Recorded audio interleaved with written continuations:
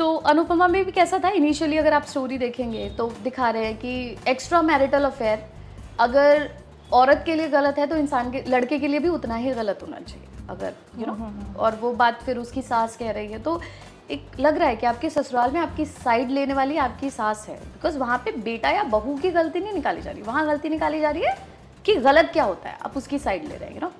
तो मैं हमेशा से इस मामले में इस चीज़ की पक्षधर रही हूँ, मैं आप मुझे बायस कह सकते हैं इस चीज़ को लेकर। मुझे हमेशा ऐसा लगता है कि अगर आप स्क्रीन के ज़रिए लोगों के सामने ऐसी चीज़ परोस रहे हैं जिसको देखकर उनका एक दिमागी तौर पे वो एक खुलापन महसूस करें और उनको लगे, क्योंकि ये सबसे ईजीएस्ट वे है अपने आप को कम्युनिकेट करने का दूसरे के साथ। आप जो देखेंगे आपको लगेगा आपको ये बनना है।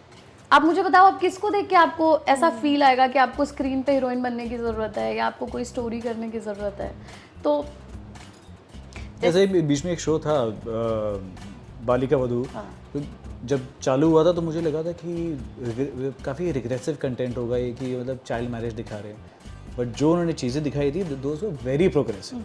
सो एंड शो भी बहुत अच्छा चला था, so that did put a big huge impact on the society. So वैसे शोज होते हैं जहाँ पे कंटेंट अच्छा होता है, एंड बिकॉज टेलीविजन, फिल्म्स, कोई भी मतलब मीडिया, OTT आपके सोसाइटी की लाइफस्टाइल को बहुत इन्फ्लुएंस करता है।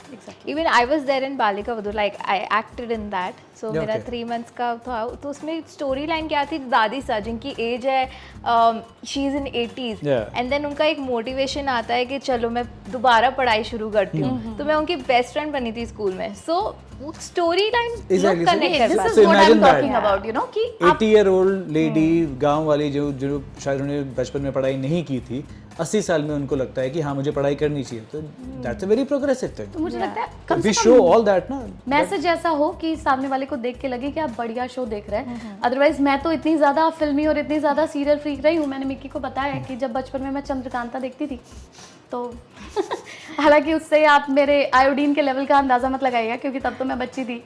तो मैं अभी बड़ी नहीं हुई है वैसे, दिमागी तौर पे दिमागी तौर पे क्या, दिमागी तौर पे अभी भी बड़ी नहीं हुई है।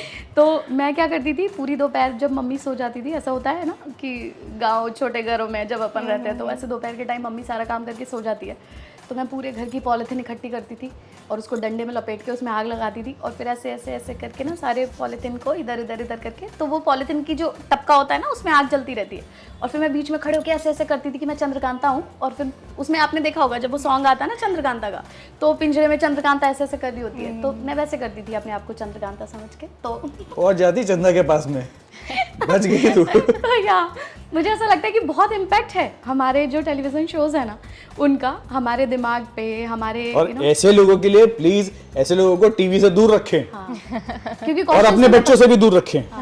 क्योंकि आप तो कह देंगे कि don't try this at home, लेकिन मैं तो होम पे ही ट्राई करूंगी, क्योंकि मैं कहाँ जाऊँ। Exactly.